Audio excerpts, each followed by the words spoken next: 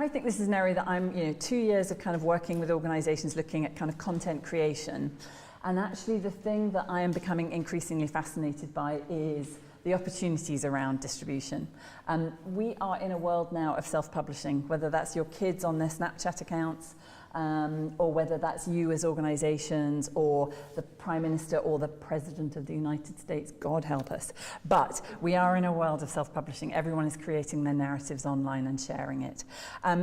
The traditional ways that we have been represented in the broadcast media, i.e. the BBC ringing one of you up and saying, oh, that's a very interesting exhibition or performance and we'd like to come along and film it. That is a model that you have all seen dwindling and moving away. You have seen when you have been involved in any of those projects that those programmes have gone out increasingly in the boondocks of the schedules, whether that's late at night or out on what were digital services and now have become the mainstream services. But nevertheless, it's content that has become increasingly marginalised in the broadcast media. What there is an opportunity to do now is to re-engage. You are self-publishing. Your dialogue is directly with your own audiences, knowing where you want to talk to them and how you want to talk to them.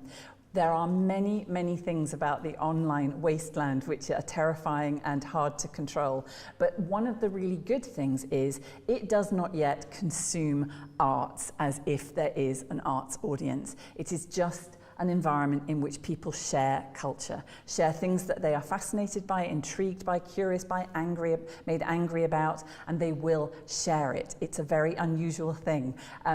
Television programs, maybe we did have a moment where on a Saturday night everyone would watch the big drama series and then on the Monday morning everyone would be around the water cooler talking about it.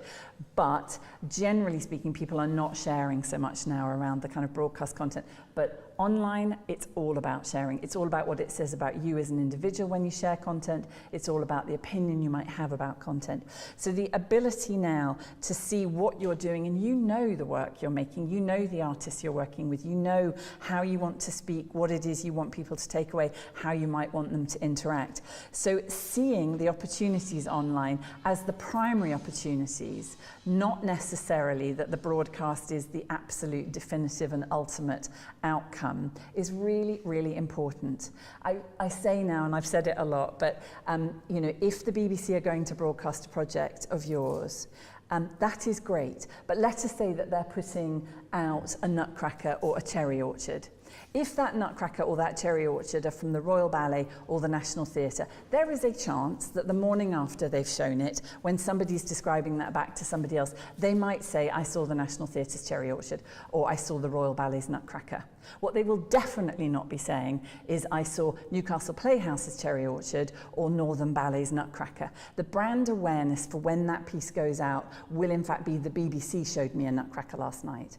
So actually it's your engagement directly onto your channels online that mean that audiences will get to connect you and the quality and the tone of the work you're making with you and your organisation, and will come back. They will be your best advocates, they will be your best fans, and they all sit at the heart of really diverse and extensive and growing networks. So just to talk about a few examples here. Nowness is a channel that is putting content out up to 15 minutes maximum. So the Adrift film went out there. Its audience is people within the kind of creative industry sector in North America, certainly around Europe. Very interesting group of people who are looking at how people are making work and sharing, but across the cultural sector. So a really interesting place to go and a very interesting dialogue with makers that will come from it. By complete contrast, one of our more recent, very recent projects, the Friday before last, Five Soldiers, Rosie Kay Dance Company, a brilliant piece that they have been touring that has had tremendous support from the British Army and the MOD in allowing them to embed with a unit in order to work on the piece. And then subsequently during its touring schedule, it's gone to mid-scale venues, but it's also gone to military drill halls and been performed. They wanted to create a live stream of it from a drill hall in London and a kind of Q&A to follow. that to discuss the relevance of the piece.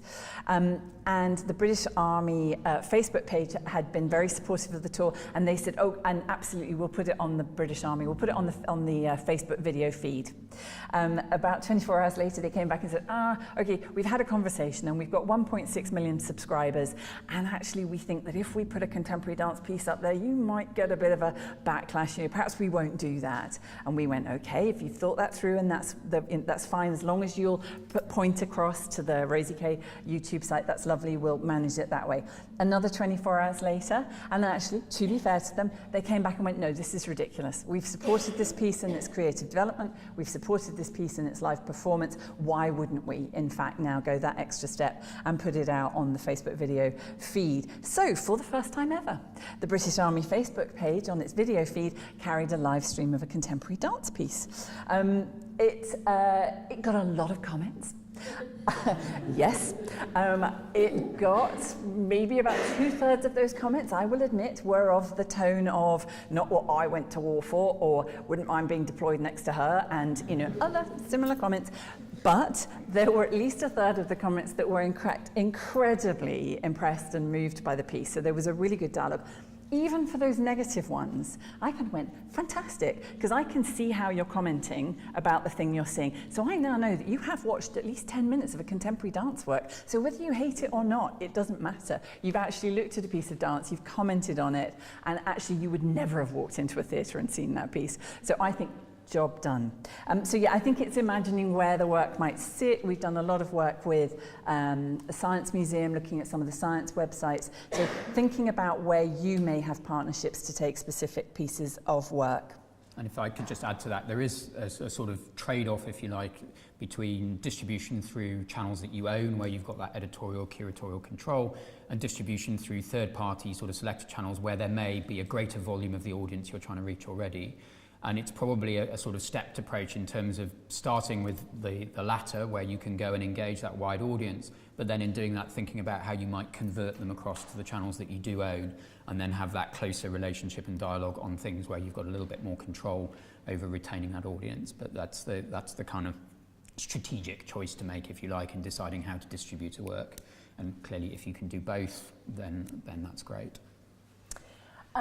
Having been apparently sounding like I was dissing the broadcast opportunities, I'll now kind of come grovelling back and say, no, but please don't, because they still are amazing, and the BBC still are a significant provider of creative content and showcasing. So obviously there are still opportunities for content to go on the BBC and on Sky Arts, and in very, very limited ways, sadly, increasingly on Channel 4 and ITV. So those opportunities are there, and you can go after those. One of the really interesting things I think to note, though, about broadcast is that arts generally has struggled with broadcast as the schedules have become ever more compacted. So the idea of putting on a 2-hour opera or even a 90-minute kind of concert work has been something that television has struggled with, because you are eating up their ratings for the evening when they're looking at that in half-hour or even quarter-hour segments. So that has been an issue. Now that we have kind of catch-up services, obviously that is transforming and changing, and I think there will be new opportunities with all of the broadcasts. I think even Netflix and Amazon are both beginning to look at this now, because where the service is something that you choose what you watch, when you watch it, and how long it is, then obviously those durational issues that have sat there for a long time, preventing some of this content surfacing in broadcast, have gone away. I, as a TV producer, remember thinking there will be a moment when, and I wonder how long it will be, that the immediate broadcast figures for how many people watch something as it goes out live will in fact be less than the figures that will be gained from audiences coming to it online in a catch-up way, on a catch-up forum. And it actually happened for us this Christmas and New Year. We had the Tallowa Theatre Lear production, which went on BBC 4 on Christmas Day. Yes, I know, it's a novel thought that anyone might sit down and watch 3 hours of a dysfunctional family while sitting surrounded by their own version of that. So in fact, the viewing figures for it were they were slightly ahead on television, but the figures on iPlayer were very, very nearly the same as the number of people who had watched it whilst it went out on Christmas Day.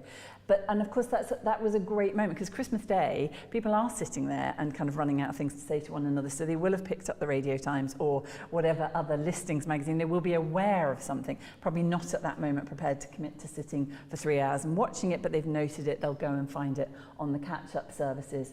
We then had the Ring Cycle that John's alluded to, and the first piece of Rheingold went out on BBC4, and that was the first one where, yes, the viewing figures for the broadcast were slightly less than the catch-up figures were on iPlayer. So I think that will change, and that means that our relationship to those broadcasters as a cultural sector are changing, and the opportunities for things to be programmed to services like iPlayer are now beginning to appear.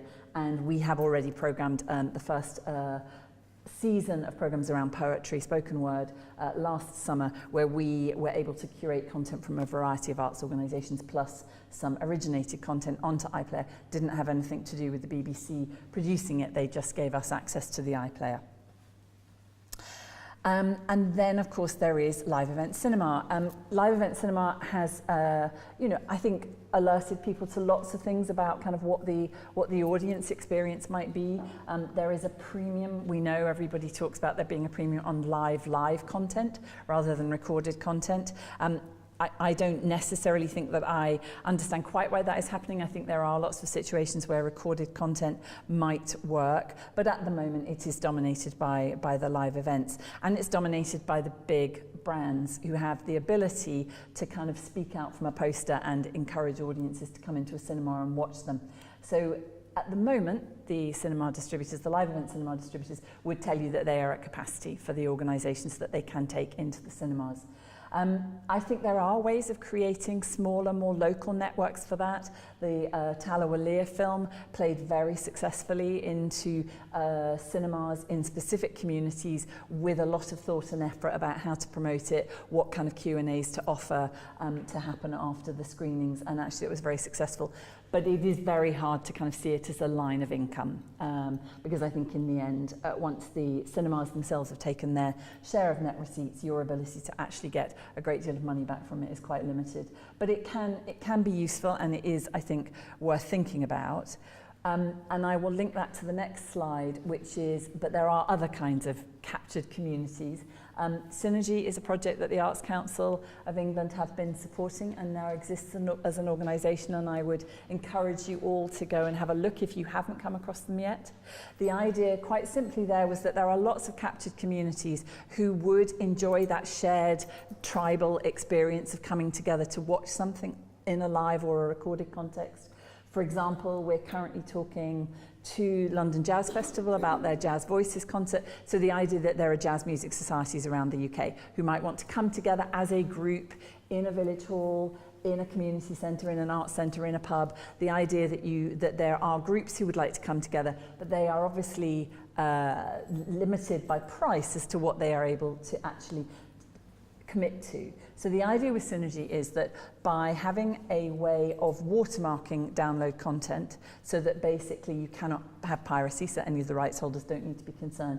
So the idea with this is you subscribe to Synergy, they have a catalogue of content, new content coming up, and existing recorded content.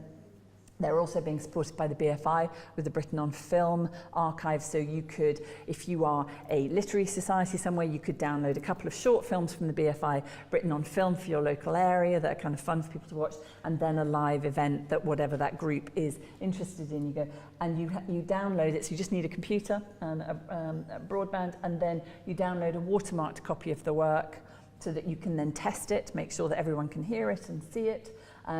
And then when you're ready and everybody is there to watch it, it downloads once with no watermark, and then it's gone.